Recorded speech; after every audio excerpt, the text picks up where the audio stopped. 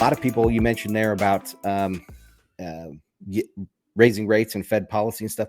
Do you think that they can continue to raise rates, or is that the wrong question to ask? I think Should we?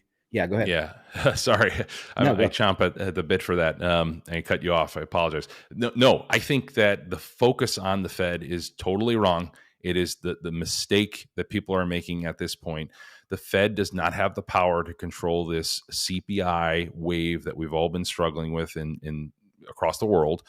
They can't, like the old adage goes, they can't print more oil. They can't fix these different markets. But what I think the Fed is doing in many ways is they're focused it from the standpoint of trying to influence market expectations, trying to destroy demand, trying to engineer the reverse wealth effect to prevent people from spending.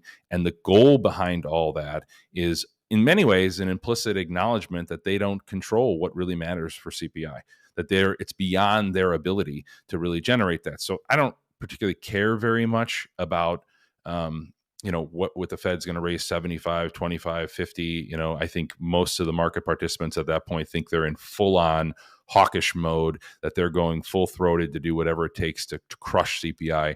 To me, I'm more looking at the forward indicators, and one of those is the long end of the bond market, and in particular the Eurodollar futures market. I mean, the Eurodollar futures market sniffed this out perfectly last December when the Eurodollar futures curve inverted, as was pointed out by Jeff Snyder and other commentators.